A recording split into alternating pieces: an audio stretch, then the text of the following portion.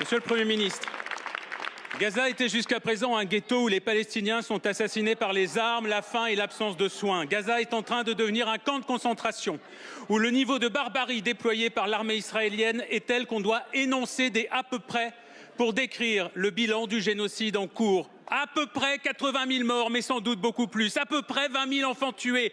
20 000 enfants. Jamais dans l'histoire récente, des enfants n'ont été massacrés en si grand nombre avec un tel sadisme. Tous les jours, des enfants palestiniens sont brûlés, écrasés, démembrés, décapités, abattus d'une balle dans la tête, amputés sans anesthésie, emprisonnés. Et dans cet hémicycle, les complices sont nombreux. Les complices sont ceux qui se rendent en Israël pour soutenir le gouvernement fasciste de Netanyahou et encourager son armée. Les complices sont ceux qui répandent la propagande du groupe de lobbying de l'extrême droite israélienne Elnet. Les complices sont ceux qui mènent des campagnes de diffamation contre la rapporteure spéciale de l'ONU pour les territoires palestiniens. Les complices sont ceux qui reçoivent à Paris des ministres d'un État désormais voyou, mais qui sont incapables de la moindre sanction, de la moindre réprimande. Et s'il y a tant de complices ici, c'est parce que la vie des enfants palestiniens a moins de valeur pour vous que la vie des autres enfants dans le monde.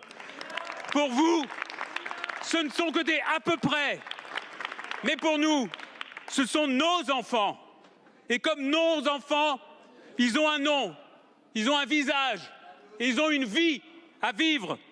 Comme Bissane Al-Hindi, qui a été tué dans son sommeil par un bombardement sur sa tente à Khan Younes dans la nuit du 17 au 18 mars dernier. Monsieur le député, regardez ce visage. C'est interdit de brandir des affiches. Regardez tous les visages autour de moi. Ce sont les visages de notre mauvaise conscience. Vous n'avez plus la parole. Je ne sais pas à qui s'adresser à votre question. Vous n'avez plus la parole, monsieur le député. Je vous remercie de ranger ces affiches. Vous contrevenez au règlement de l'Assemblée nationale. J'imagine que votre question s'adressait au ministre des Affaires étrangères et donc je donne la parole à monsieur Benjamin Haddad.